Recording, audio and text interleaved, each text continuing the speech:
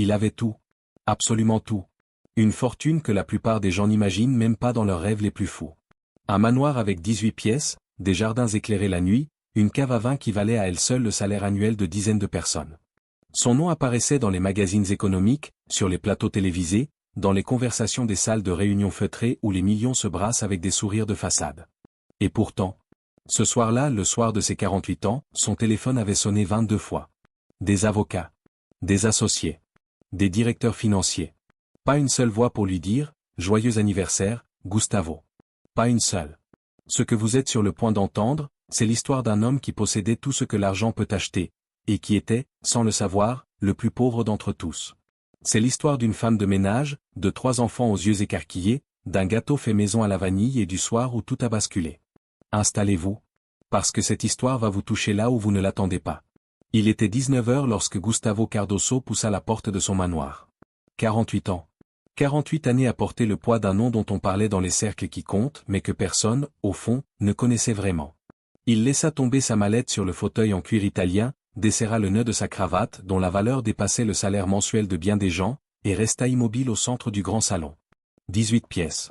Des jardins avec une fontaine. Une cave à vin regorgeant de cru des 4 continents. Et un silence si profond qu'il en était presque douloureux. Son téléphone avait sonné 22 fois ce jour-là. Des réunions de conseil d'administration. Des propositions d'investissement. Un avocat qui voulait signer un contrat. Personne d'autre. Ni sa sœur Camille, qui habitait à 30 minutes de là, dans l'appartement huppé qu'il lui avait lui-même offert. Ni son associé de longue date François, avec qui il partageait 30 ans d'histoire professionnelle. Pas même Patricia, son ancienne compagne, qui lui avait jadis confié ne jamais se sentir seule à ses côtés mais qui avait disparu le jour où la douleur avait pris le pas sur le luxe. Joyeux anniversaire, Gustavo, pensa-t-il avec une amertume qu'aucun whisky écossais ne pourrait noyer. Il se rendit au bar privé, saisit une bouteille de 12 ans d'âge et se versa un grand verre. Il allait boire seul. Encore une fois.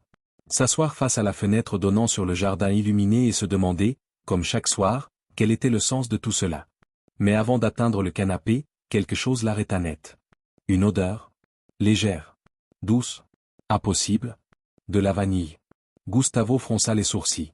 Le manoir était sans personnel de cuisine depuis 3 jours, le chef étant en vacances. Pourtant, l'arôme était indubitable, génoise, vanille, et autre chose. De la cannelle.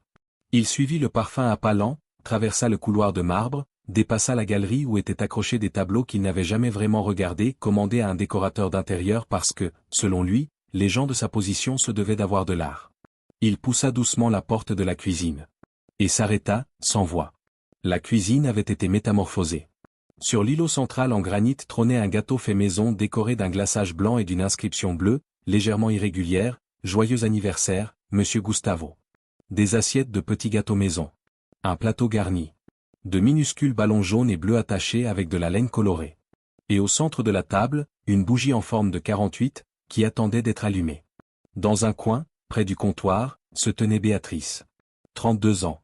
Les yeux sombres, les cheveux relevés en un chignon approximatif, un tablier taché de farine, et sur le visage, un sourire nerveux qui tentait maladroitement de dissimuler son excitation. Béatrice. 2 ans qu'elle frottait ce même sol en marbre sans jamais se plaindre.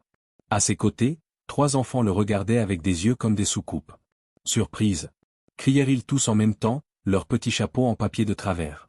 Gustavo resta pétrifié. « Monsieur, veuillez m'excuser si je me suis permis de faire ça », dit aussitôt Béatrice en rougissant. « Je sais que ce n'était pas à moi de le faire, mais ce matin j'ai trouvé la date soulignée sur le calendrier de votre bureau, et les enfants ont tellement insisté que... » « Maman a dit que vous étiez quelqu'un de bien », l'interrompit le plus jeune Noé, environ 4 ans. « Et que les gens bien méritent un bel anniversaire. » Gustavo ouvrit la bouche. La referma. Puis contempla le gâteau, les ballons, les chapeaux en papier. Tout était fait avec peu de moyens. Tout était fait de quelque chose que l'argent ne peut pas acheter. Et alors, Gustavo Cardoso, l'homme qui avait conclu des affaires valant des millions sans sourciller, qui avait traversé des crises financières sans broncher, qui avait appris depuis l'enfance que les hommes forts ne pleurent pas, sentit quelque chose se briser en lui. Non pas de douleur. De soulagement. Les larmes coulèrent d'elles-mêmes. Béatrice s'avança, inquiète. « Monsieur Gustavo, tout va bien? Ai-je fait quelque chose de mal?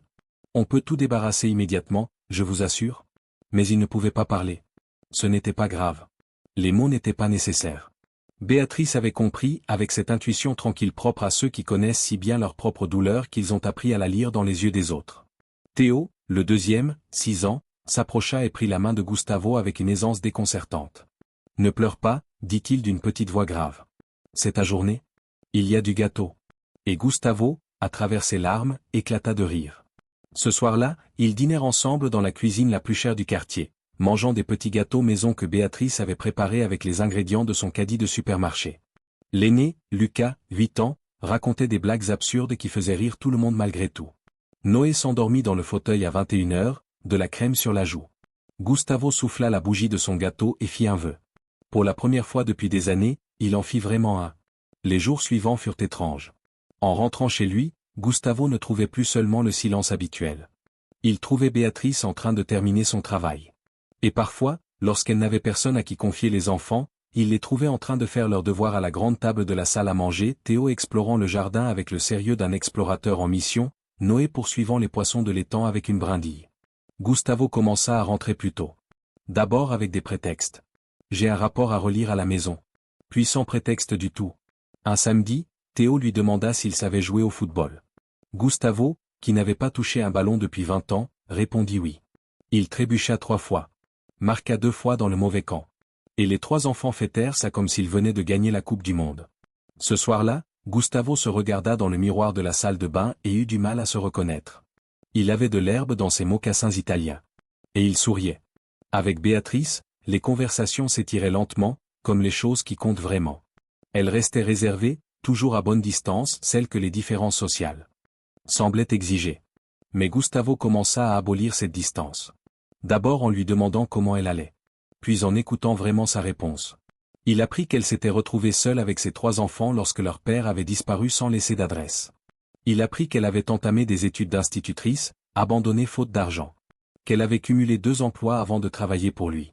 Et qu'elle lisait des ouvrages de pédagogie à la lampe de poche, la nuit, parce que la lumière du plafonnier réveillait les enfants. Pourquoi la pédagogie? Lui demanda Gustavo un après-midi. Béatrice le regarda comme si la réponse allait de soi. Parce que les enfants invisibles ont besoin qu'on les voie. Gustavo resta silencieux. Il repensa à lui-même, à 8 ans. Invisible dans une famille où l'argent primait sur tout, et l'affection n'était qu'un luxe superflu.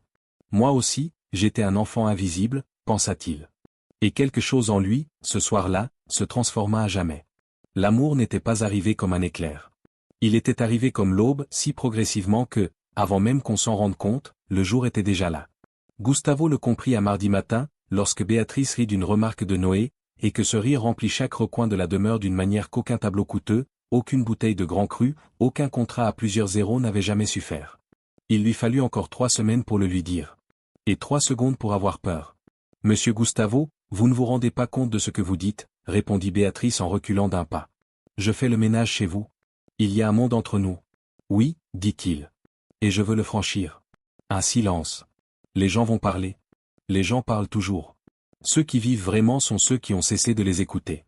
Béatrice le regarda longuement. Elle scruta ses yeux cherchant le piège, la pitié déguisée en amour, la condescendance enrobée de tendresse. Elle n'y trouva rien de tout cela. Elle y trouva un homme solitaire qui avait appris trop tard mais juste à temps que la plus grande richesse prend la forme d'une main tendue. « J'ai 3 enfants, dit-elle doucement, comme pour le prévenir. « Je sais, répondit Gustavo. C'est en partie grâce à eux que je suis tombé amoureux de toi. Ta vie n'était pas parfaite. Elle était mieux que ça. Elle était authentique. » Gustavo inscrivit Béatrice à la faculté des sciences de l'éducation de la meilleure université de la ville. Elle protesta. Il insista. Ils trouvèrent un accord, elle étudierait, à condition qu'il la traite non pas comme une protégée, mais comme la femme qu'il aimait, construisant l'avenir qu'elle avait toujours mérité. Marché conclu. Les enfants accueillirent Gustavo dans leur vie avec la grâce naturelle que seuls les enfants possèdent. Théo l'appela Papa Gus presque par hasard, un soir où il était tombé dans le jardin et que Gustavo avait accouru. Noé, lui, n'utilisa jamais d'autres mots. Pour lui, Gustavo avait toujours été papa. C'était aussi simple, aussi absolu que ça. Lucas mit un peu plus de temps. Il avait 8 ans et se souvenait encore de certaines douleurs.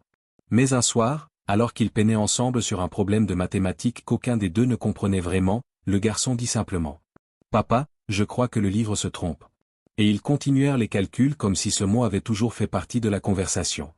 Ils se marièrent lors d'une cérémonie intime dans le jardin du manoir qui n'était plus seulement le manoir de Gustavo, mais la maison de toute la famille.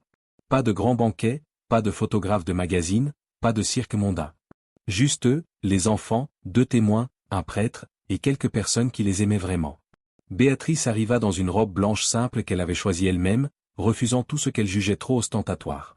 Elle portait des fleurs des champs dans les cheveux. Gustavo l'attendait au bout de l'allée improvisée entre les rosiers, les yeux brillants et les mains légèrement tremblantes.